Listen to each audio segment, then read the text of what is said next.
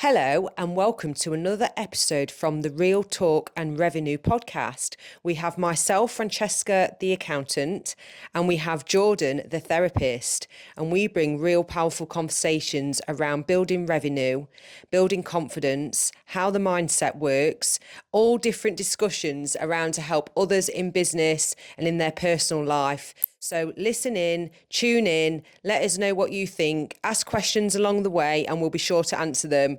Enjoy. Hello. Hello, another week. Another week.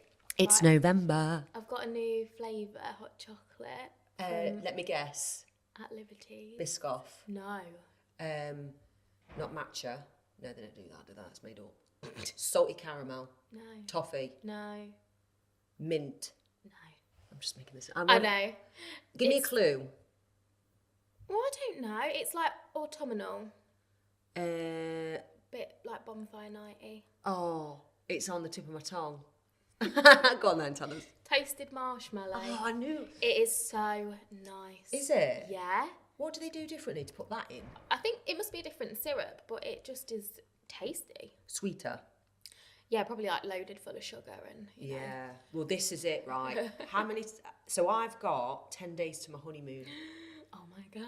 and I've been cleaning up my diet. Yeah. So for this, for example, when everyone that's listening that knows or watches me on Instagram, I've been saying it, and I haven't shared as much behind the scenes because of work being so busy.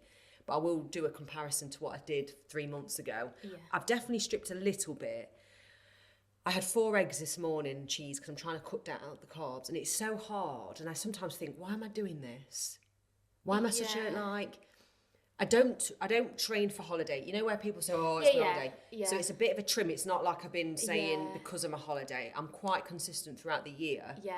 But why do we do this? Well, why is the question? And we spoke a bit about this last week, didn't we? And your fitness goals and things like that. And Roxanne actually messaged me. Yeah. Like, she always messages me to comment on... Oh, she listens, like, listen thoughts. still. Yeah.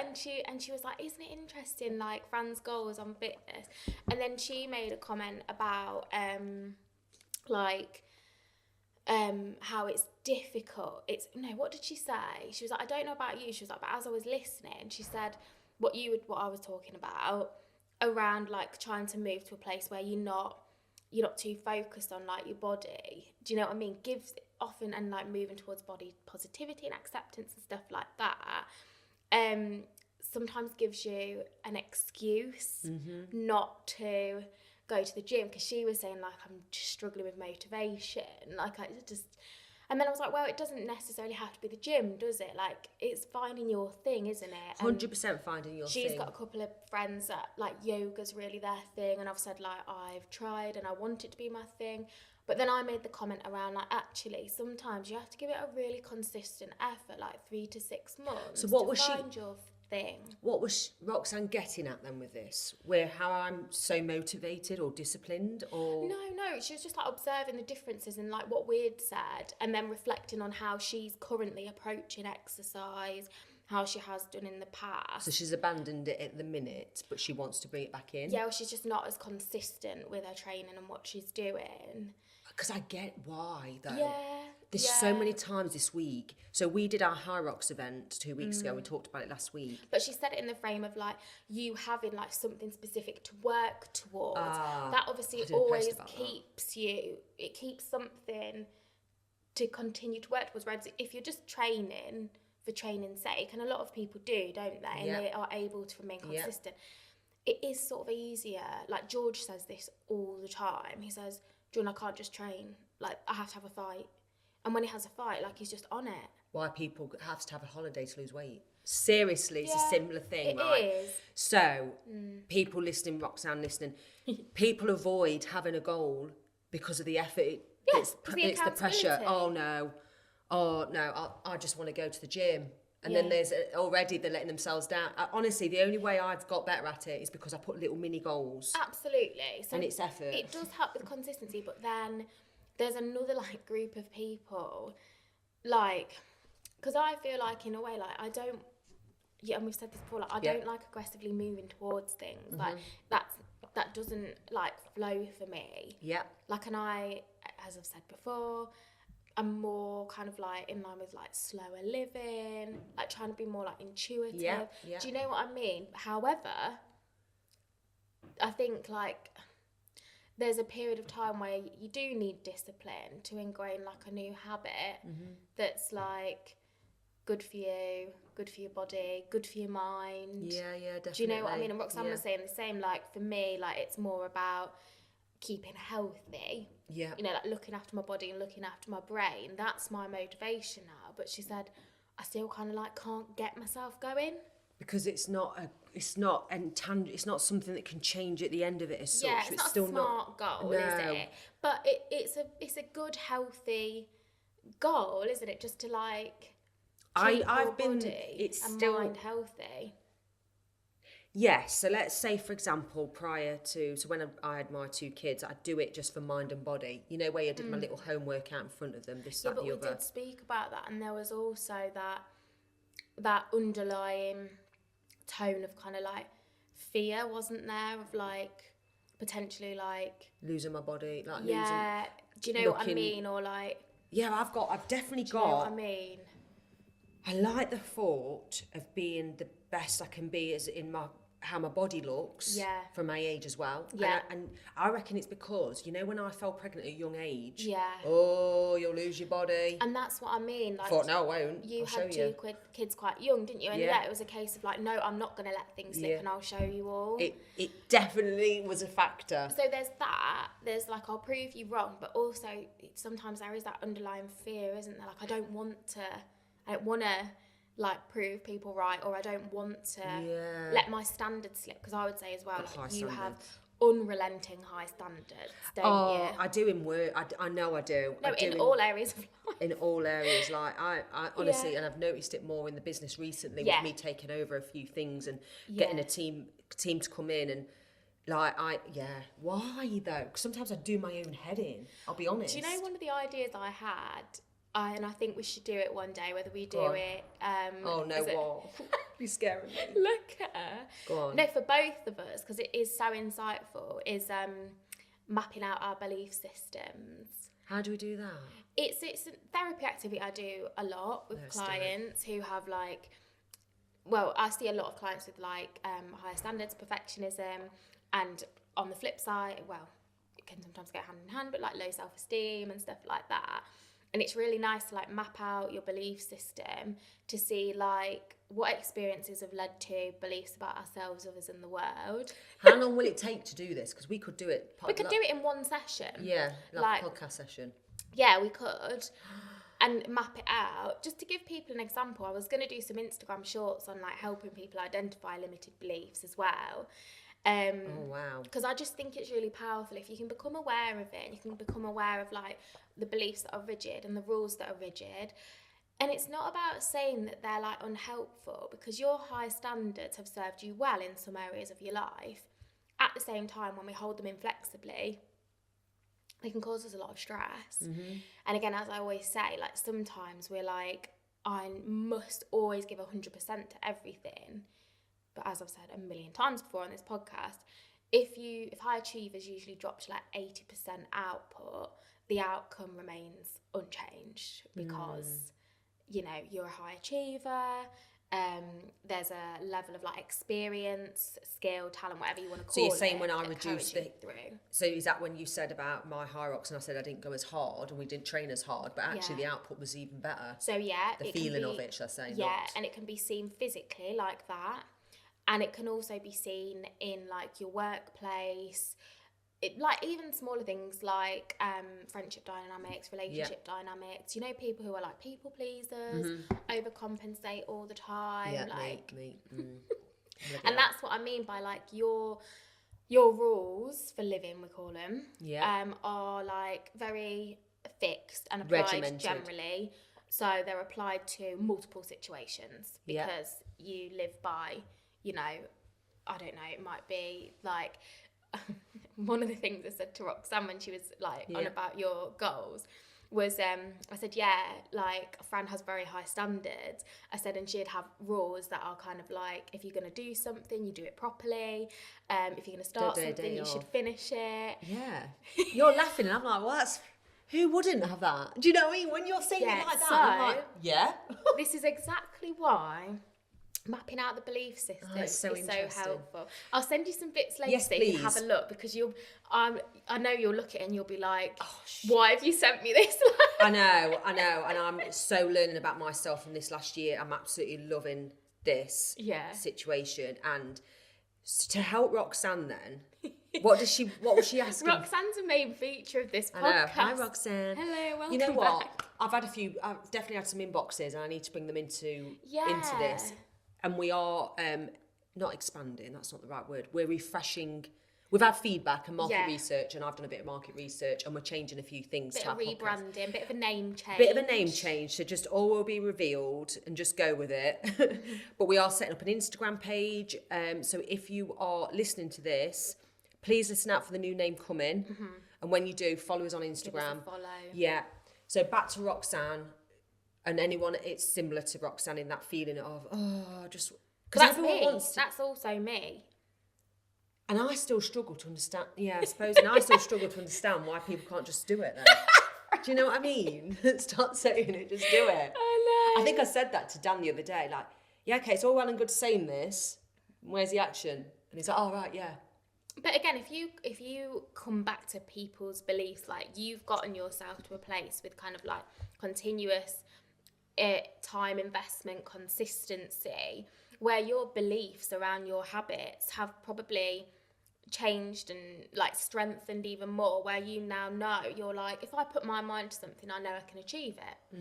You know, so your beliefs are set up to, I suppose, like push you towards your goals quite rigidly though, you know, and we know that actually for the most part serves you really well.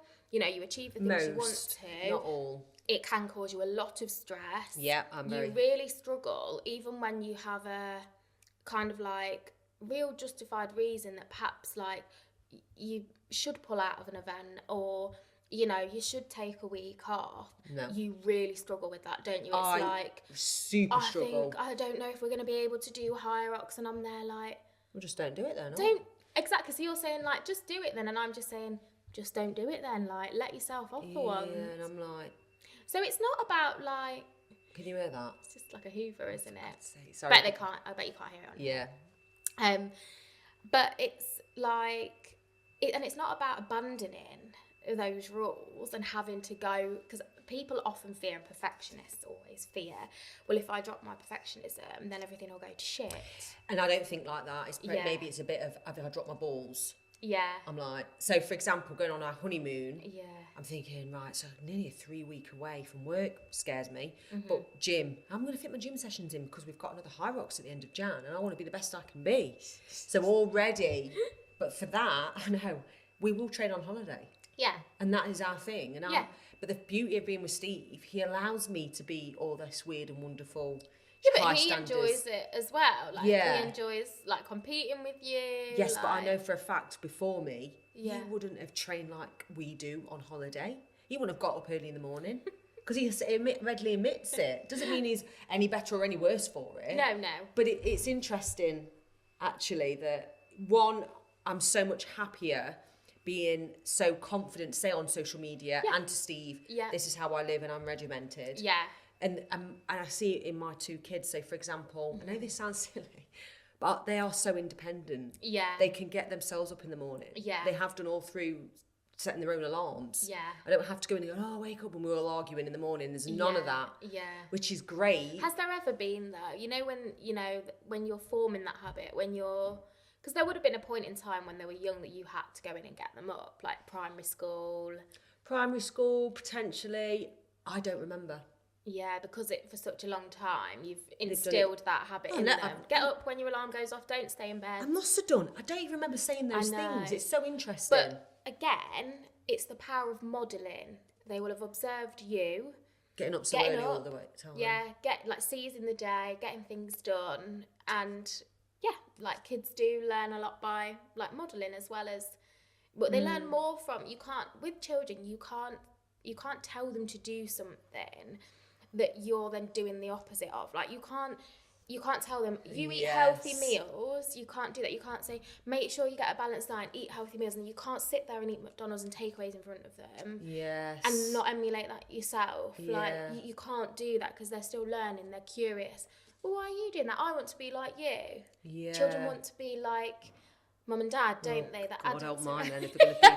No, to be honest, I don't know. Bella that's my daughter. So my daughter's going to be 19 in December. That's scary. She's very similar to me in a lot of ways. So when we discuss boyfriends and ex-boyfriends, I can see a lot of me in that, and it scares me a little bit. So I'm always giving her the advice of, and I've talked to you about it. I'm quite strong on my views and opinions, and I mean well when I say it. Yeah. I try not to be. I don't like to. I'd never say to my kids, "You're my mate." Or come on, mate, No. you're not my mate. I don't treat. I say this to Bella as well. Like we're not just friends. We get on. We have a good relationship. Yeah, but really I am good. your mother. Yeah, but I want to be her mate. But I try not to use that.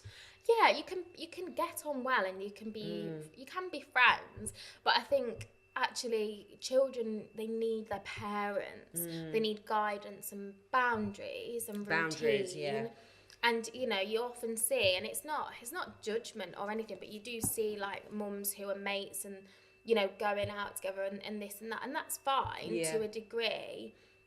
But there's then that lack of like having someone solid to kind of go to, or do you know what I mean, that's separate from their friendship. Like you have to have that separation and that 100%. Because there's another thing that, like, I see mum and daughters go out drinking together or anything like that, and it's really lovely, and I do think that, but I also think I can't do that. I couldn't drink with her. I know it's fine, and it is, but I do have that fear of Bella's going to be thinking, oh, my mates go out with their mums drinking together and having that. She's never said that. I thought that when I was young, and obviously like my situation is different. Yeah.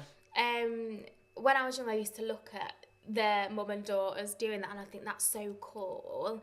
But then as I got into adulthood, I thought, yeah, whatever, like that's nice, but I didn't need that. I didn't need that. I had my mates to go out with.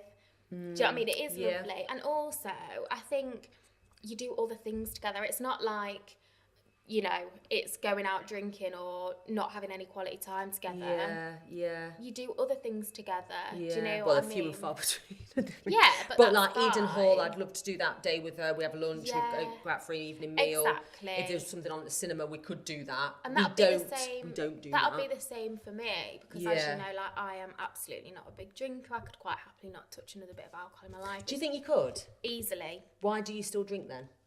I don't know. Like, say I'm going to a wedding next weekend. Go on, yeah. And the last time I drank was when I went to that last wedding in September. Yeah. And you only had a few. Yeah, like 4 or 5 glasses of Prosecco. So I'd be absolutely drunk on that. Well, I thought I would be, but I wasn't. No, you know, to and say it's spread that out. I don't drink day to day, week to week, like whatever. And again, like there's no shade on that. It's just personal preference and like being comfortable in your own decisions and what your preferences are. But I don't know, like I'll just go and I'll enjoy a couple of glasses of Prosecco. Like, do you know what I mean? I don't feel the need to be like, I don't drink. I've thought about that before. Be like, no, I don't drink, but I know, I I've don't had a mind. moment. So I've not had, last time I had a drink of Prosecco was on my wedding day, and I had one spread out over the day or whatever, or maybe 1.5. Last time before that was well over a year. Yeah. Right. Yeah. And I'm not putting the pressure on saying no forever. Yeah. And I had my moment where I thought, oh, maybe I could have a couple on my honeymoon. Then I'm like, oh, no. Oh, you're breaking that cycle. Yes, it's like all or nothing. It's isn't it? Very all or toxic. How does it nothing. make you feel? Negative. I've got very negative feelings around alcohol. I have as well, I think. Like, I have as well. But if I said to you, don't drink then? Would you still be like, no, I'm going to have a couple when I go to that wedding next week? No, if you said to me, like, don't drink, I'd be See like, how far all you can right. go. I'd be like, no problem. What would George say? He's not going.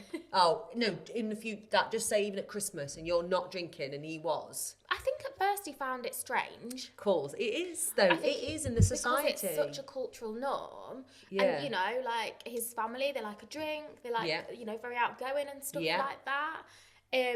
So I think it was just a bit weird for him. And also, like, considering he met me on a night out as well. Very true.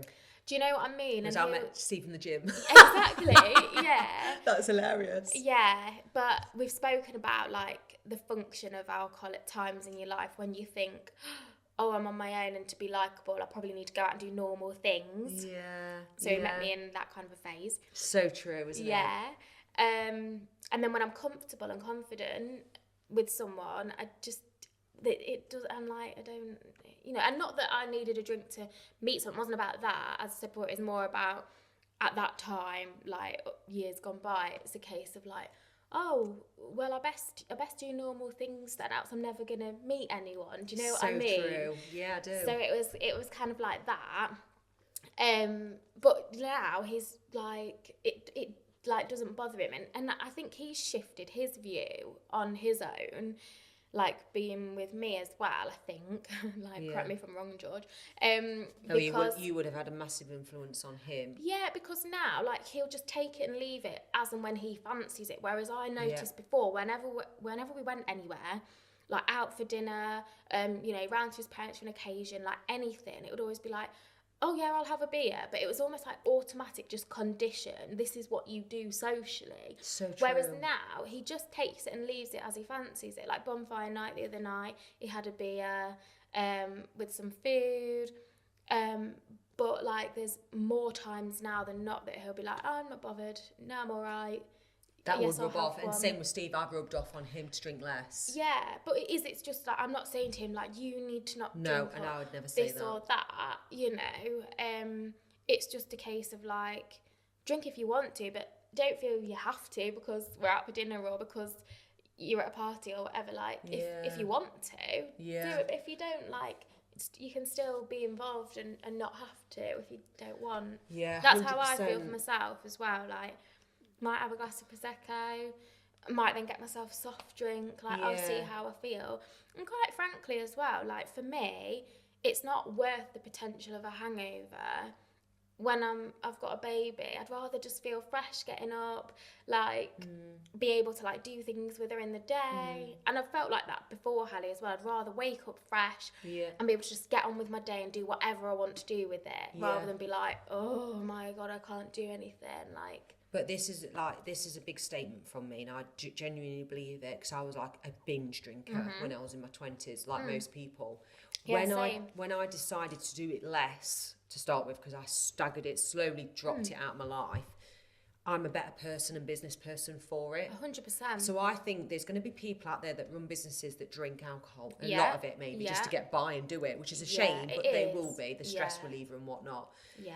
I also believe, and even if they're making loads of money, could they do it better without that toxic drink and how it affects you? It isn't helpful. It's like, not. If people are using it for stress relief and stuff like that, it isn't a helpful long-term solution to stress management. This is the thing with any kind of, like, substance use or...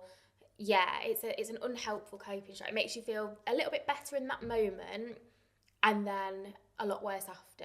It's not a longer term coping mechanism, is it? It's something you have to perpetually do to get the perceived benefit of it. Yeah. And then that better for it. It's not a solution. Yeah. It's not problem solving. Yeah. It's a sticking plaster. It's masking. Yeah. So, yeah, if you're using it in that way, and obviously people don't like, some people just enjoy a drink with glass friends, of red with the dinner, like, and I whatever. get that. But if it's become a sort of stress reliever, something you kind of go to and you need on an evening to wind down, which is extremely common, very normalised nowadays. Also not helpful, but like you said, actually, you're always going to be thinking, like, could you do even better without alcohol? Or, like, if you're using it in that way, like, probably, because you have more capacity when you aren't drinking regularly like that. Do you know what I mean? Yeah, and we touched about sleep before. Oh God, yeah. And the effects of sleep, even if you think you've slept. Horrendous. I've seen on the apps and stuff where it affects Steve. Well, all the research, there's so much research out there around, alcohol use and sleep, and often people will drink to get to sleep. but the quality of your sleep is extremely poor when you've been drinking. Yeah. So, yeah, like, when you stand back and you look at alcohol, it's a very bizarre concept. So bizarre. So bizarre. Oh my God, Jordan, I've actually thought this. Because it doesn't do anything for you apart from like the recreational use of it. Do you think it's still that relaxed feeling? You can be silly with it, can't you? You can have a silly time. You become more relaxed and open and more confident. For some people, yeah. And then everybody near enough regrets it. 2 days later, a day later. Do, or you're left like feeling a bit like questioning, embarrassed, sluggish. Did I say that? Yeah. And I had all those things, but I don't judge people that. No. Well, I judge it as in like, oh, I wouldn't want to do that myself. But hang on, fair enough, you've had a good time, and that's great. That's it, exactly. But I do think, oh gosh, my kids have got to learn this the hard way, and it took me until my mid to late 20s. Yeah, and it is a funny one, isn't it? Because you've got things like, you know, like smoking, that's becoming much more like regulated, frowned upon and stuff. Vaping is the main thing to do. But in terms of like antisocial behaviour and stuff like that, alcohol causes much more problem, like within a society, than something like smoking. Like for health wise, I don't know the stats, to be honest, in terms of like smoking versus alcohol. But again, we're talking about things that bring in like a lot of revenue, don't they? Like, it's problematic because of, you know, from like an economy standpoint, I guess, as well. I know, and it's scary really, because drinking alcohol until your body is physically sick is worrying. It's amazing when you think what about your body can like withstand, isn't it? But again, like, yeah, it is wild. I know we've gone down a bit of a rabbit hole. But sorry, so any to the comments, listeners, any opinions, like either way, because you might be a social drinker, you might be someone that just really enjoys a drink, going out with friends and drinking, or you know, with dinner or on an evening. Like, let us know. Let us your thoughts of how you feel about it. I don't know. I do want to get to a stage that I can have one or two and be okay, but I just genuinely think my sports performance, fitness, my body fat regulation, all those things is so much better. But again, like, this does speak to your kind of like all or nothing approach to everything in life. Yeah, and I will share this. I'll share if I drink on my honeymoon, to be honest. But I'm already thinking, honestly, I said out loud to Steve the other week, because I was stressed at work and sorting things out, get me a drink, like laughing. Obviously, I don't. Because I can see why people turn to it. But I suppose as well, like, when you think about having a drink on your honeymoon, like, why? Why? Is it because you think you should? It's your honeymoon, it's a big event, you should have a drink. Like, again, is it that conditioned? Or do you actually want to? Yeah, it's conditioned. I think it's that conditioned. I know. It's a big occasion. Have a glass. Because to be honest, because I've stopped drinking as well for a while now, at social events, I've got used to not. Yeah. So I'm confident.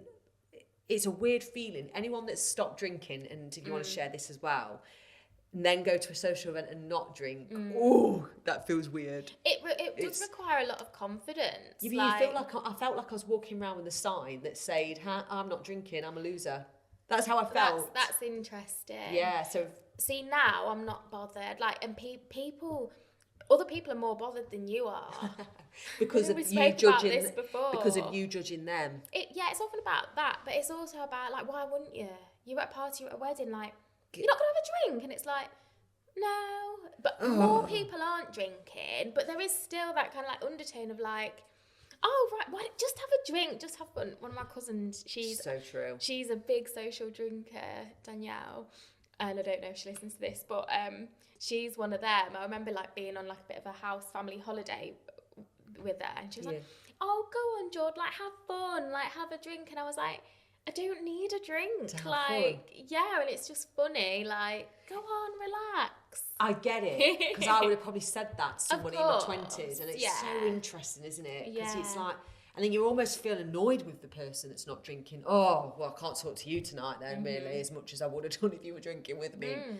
It is, I'm fascinated by this subject, and I think we'll bring it up again at some point. But if anyone's got anything they want to... Yeah, let us know. Yeah. So going back to, I think we've shared a lot about sleep and how I'm so... Oh, God. You can imagine me.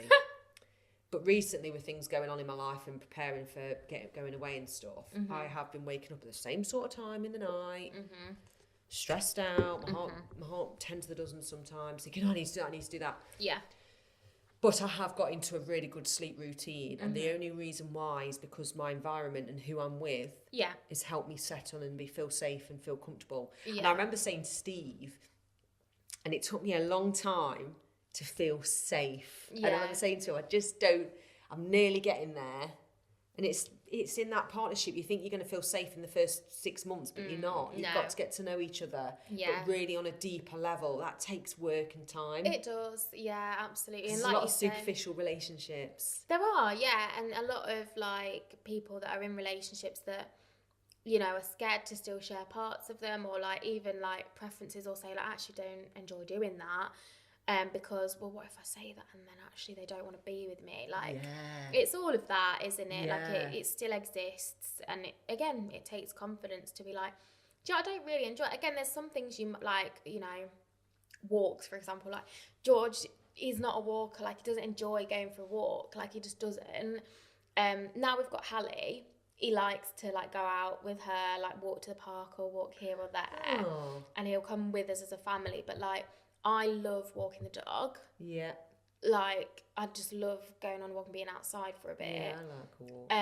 And for George, he doesn't. So there's some things that you might do. You might compromise. You might think, yeah, I'll come with you, like, because I know you like doing that. Yeah. There's a bit of give and take, isn't there? Definitely. But also, sometimes it's a case of being like, yeah, I don't want to go on a night out drinking if that's all right. Like, do you know what I mean? Yeah. Or... honestly, it's so true. And I always thought, when I first met Steve as well, like, it took a while for me to really feel comfortable around, not him, but the situation. And I think that's me as a person, though. Some people can get in a relationship and they're in love within a month. Yeah. Now, yes, I felt like I loved him, but you know, now I'm like, oh my God, I love you, like, ridiculously more amounts. And I didn't realise that there's a growth period. And like, we actually said to each other the other week, which was really sweet, last week I think it was, about how lucky we feel that we've got this thing with each other where we've got this growth, we're doing it together, we're developing support, together. Like mutual support, shared goals, like... Yeah, and it did, honestly, even talking about it makes me like feel emotional, because I never thought I'd have that. And it does take time to get there, and it didn't happen within the first year, let's say. But also it's funny, isn't it? And I think as well we can get in our own way, because for example, like when I was dating and whatnot, I had rules around like who I'd date and who I wouldn't. Like for example, I told myself like I'm not dating anyone younger than me, not doing that, because they'll be too immature, or we won't be on the same level and all of that kind of thing. George is 3 years younger than me, 2.5, 3 years younger than me. Yeah. Do you know what I mean? And just silly things as well, like, oh, I'm more attracted to someone with darker hair or this or that. Do you know, putting these like very shallow conditions on things? Mum was not to go with someone older than me. Yeah. And I didn't want someone with kids, for example. Yeah, and exactly. Look at me now. so that's what I mean. So it's very easy to get in your own way, isn't it? Yeah. And then miss out on somebody that actually might be very well suited to you as a partner. Yeah, it doesn't matter about age. It doesn't. Some things are so superficial, aren't they? So superficial. And if again, it looks good on the post... got a lot to answer for. Yeah. So as long as you look pretty on the post and you look like you're the happiest family... And how often do you see that? Like, I'm not saying it's all the time. Like, it's not all the time. Some people, like, there will be a lot of people out there who are really happy in their relationships, and that's on social media. There are also a lot of people who will portray an image or tell you something, and then actually it's not the reality of the situation. Yeah. Because again, we're scared to admit that things aren't going well or things aren't perfect, you know. I know. Relationships aren't perfect. Even when you're in a good relationship, there's still moments, still like working on the dynamic and like compromising. Yeah. You know, we spoke about bickering and stuff last week, didn't we? But like me and George had a little bicker on the way back from swimming on Monday. You ready for the gossip? Oh yeah. No, that. Oh. It's a gossip. Right. Is it a bicker or is it a massive full blown argument? Come on. It was just a bicker. Tell us what happened. Tell us. So stupid. We want to hear it. On the way back from swimming, right, bear in mind, Hallie is not sleeping at the minute. Oh no. Very well.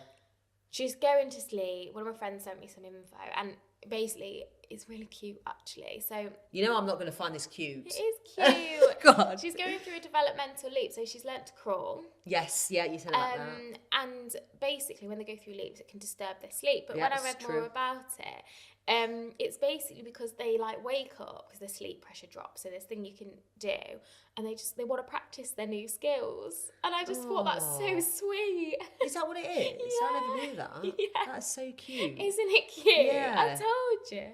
So anyway, So is she crawling through the night? She does. Honestly, fan, like I'll go in, obviously we've got a monitor as well, and she'll be sat bolt upright, she's like, gah, and then she's there in her cot, like, yeah, on a, that's like, interesting. It's so cute. So you just have to obviously, like, keep the sleep conditions and Yeah, stuff. so she's not sleeping, you're in the car. Not as well. No, we're just walking back. Oh, right, okay. With the pram. And it was about, like, what to give her for lunch. Go on. George was like, she can have some soup, shop bought soup. And I was like, no, she can't. There's too much salt in it. And he's like, oh, Jordan. Again, like, just lighten up. And I was like, it's not about lighten up. She's 7 months old. She's not having stuff with too much salt in that in. Yeah. Oh, God. And I was like, you always do this when I talk about what she can eat. Like, stop putting her down. And then it just went from there. Yeah. We were just bickering. And then, like, instead of getting back and having lunch, I just got back and went upstairs to work again. Yeah. I had a client due anyway pretty soon. But, yeah. And then, like, came downstairs and I was like... So what was you doing? Waiting for him to say something first, or do you... No, not really. I just, like, went upstairs because I didn't want to sit near him. Yeah. And then... it's all normal. Yeah, I know. And, yeah, I went upstairs. And then I came, after my client session, I came downstairs and, you know, I'd calmed down a bit or whatever. And I was like, sorry. And he was like, we're just tired. And I was like, I know we are. Like, we're So knackered. what was you saying sorry for? Just, like... Snapping. Yeah, just being snappy rather than being like, just, you know, I didn't have to say that, like, oh, I'd rather give her something with a bit less salt in. Yeah, it's so interesting because there's loads of rules around babies and this, that, the other, and you can follow them all. I probably wouldn't have given a tin soup. We don't follow them all, and to be fair, like, then that was, well, he wanted to get some fresh soup, you know, those pots, the refrigerator. But again, like, because I've added salt and stuff in, I'm just like, well, we should probably try and limit that. And that's one of my values, like, as much as possible, trying to give her, like, some healthy, tasty, like, homemade meals or whatever. But also, like, it's fine. Like, she has stuff at George's parents, like, just random bits off our plates, and, you know, like, it's fine. She'll have a bit of ice cream, like, if we have it, like, you know, if you were being, like, rigid and purist, like, it'd be none of that. Like, and some parents are, and I completely understand it. Like, I do understand it because it comes from the best of intentions. But again, like, we don't live in a perfect world. Exactly, it's that over the top perfection, so actually, isn't it? just I like to operate again, like, you know, health and fitness and stuff like that is often applied, like the 80-20 rule. Like, you know, when she's at home and we've got the stuff in and things like that, let's do our best to keep to your values of, like, less salt. But then if not, it's nice that he can help and go, I can make this, or I'll do this for her. Yeah, so, yeah, anyway. But if bickering, it is normal. I'm not saying we and Steve do it often because we actually don't. He's quite laid back and easygoing, bless him, and I think I'm probably a bit more highly strung on stuff. Yeah, same. But we've definitely had moments, well, I shared it last week, embarrassingly, if anyone listened to me. Embarrassingly? I know, I told Steve that I said that, and he was like, oh, I forgot about that. Or I remember something, you don't remember anything, to be fair, but it was like... It's insignificant, isn't it? Yeah, it is. Yeah. Me talking to him through my Instagram story of, like, frustration. Hilarious. Yeah, I know. Yeah. And also, I love a good meme and quote, and a lot of it helps me. It's not about anybody else. It's just normalising things a lot of the time. It's normalising, and everyone wants that reassurance. Yeah. So anyone, it's the same with building a business. Now, there is no secret formula as such, but a lot of, like, my discipline and resilience, I hate that word, but discipline, it does come into play. You've got to be kind of competitive, but not so much with everybody else. No. With yourself to become... So another thing is part of why I do all my training fitness and I'm trying to be the best version of me. So I'm learning a lot. So I will take on board feedback. Yeah. I don't like hearing it. Like, if the team said, oh, you were a bit harsh on... I'm like, they've never done that, and I'm trying to get them to be a bit more like that. Oh, did you think about that person when you came out with that? Yeah. No, I didn't, because I do tend to feel really bad. I mean well with everything. Yeah, I know. But I am still learning, developing, and I think... Yeah, we all are, always. Yes, like, but not everyone is. Well, people think that, like, I know it all now. You don't. Yeah, you don't. You don't. And like, just keep, like you say, keep trying to improve on your, like, best. Because I'm the sort of person, so, for example, when I worked with somebody in the past, there was something that went wrong, and I was so annoyed. And rather than going, oh, it's okay, I went, what could we have done better? Yeah. And they struggled to answer me. But anyway, they struggled with my response, because I wasn't supporting them. And I'm like, hey, I am. People can be hypervigilant to criticism, though. And again, it speaks to, like, what's going on for them. It's always what about beliefs them. Been activated for them. I was like, this is ridiculous. Often. Like, especially when you've made quite a, like, neutral, like, what could we have done better, or comments like that. Because I know that they could have done it better. Yeah, and often it's due to, like, their own negative beliefs. So it might be like, I'm not good enough belief, and we're very, very hyper vigilant for any kind of information or comment that might speak to that. Yeah. So for them, it's a case of, like, that's been activated. Oh, I don't feel supported. Like, it's a defense mechanism immediately. So this is exactly it. I used to be that, again, like, you know, if you think, when I was in my, like, early 20s, a big turning point for me, I think, was, it was probably when I was, like, 26, 27. My turning point was around 25, 26. Yeah. But before that, I was, like, so pessimistic, like, really invested in, like, a lot of my limiting beliefs, like, you know, like, very perfectionistic, especially within the house, and it was really, really unhelpful for me. And so if anyone said anything that I could even, like, slightly or remotely construe as, like, a criticism, or, like, my brain would go there, like, immediately. And it could have been, like, meant completely differently. But again, it's because probably my negative beliefs at that time were much more active. And then I've, like, done loads more self-development, gained loads more experience as a therapist, and learned so much more about, like, thought patterns. People can change. Belief systems. People can change, and this is it. Well, I it's think whether they want to. I think you change when you get insight into things. I think if you know what's going on and you can accept that and have awareness and self-awareness, I think it's just inevitable. But again, it takes being open-minded. It takes being willing to look inward. And like, reflect, like, have a look at, like, what's going on, what's serving you well, what's not, rather than blindly just moving, like, and not looking at some of those insecurities and things like that, because it's painful. So true. And because we're coming up to the end of this, I'm going to actually put in the diary for our next week's podcast, can people change? And we're going to discuss it, because I'm a big believer in that. And I think, can't teach an old dog new tricks. You can. And we're going to prove. Because I'm not the person that I was when I was in my early 20s. You know. And same for me. Oh my God, I was so insecure. And I'll talk about the insecurity. I felt, and I'm going to drop this here, and I don't know if anyone else listening, the most ugliest person in my 20s. And I think that's so sad. Yeah, it is sad. It is sad. I used to do a selfie when they were coming about in the 20s on Snapchat, whatever, and go, oh God, is that what it really looked like? Yeah. So in a mirror, I'd see a different face to a picture on a screen.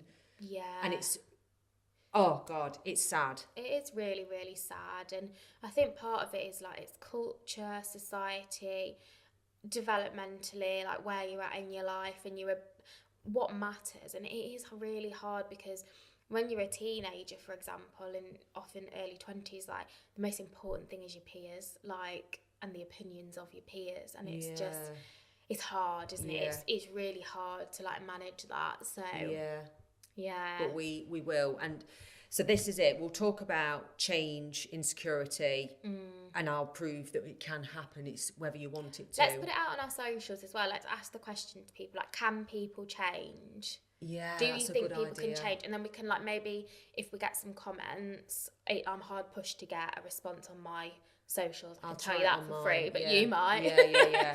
And nudge me, WhatsApp me, nudge me to do this. Because then we could maybe pick up on other people's perspectives on it. Yeah, definitely. Oh, another thing, I've taken on a client that's really exciting. So basically, I want to work with more gym businesses and fitness businesses, which makes sense. It does. And I'm building up a little portfolio. Love it. So that was really exciting, a really great meeting. But he's joining us literally while I'm going. So Dan's going to take over. And and I'm like, imagine me. But I've already preempted it, told him, he knows. I'm like, it'll all be okay. It's all going to be neat and tidy. Anyway, that's a story for another time. Brilliant. Thank you always for listening, everybody. Thanks everyone. We had a lovely coffee, toasted marshmallow, another coffee on Monday. Yeah. And we'll speak to you next week. Bye.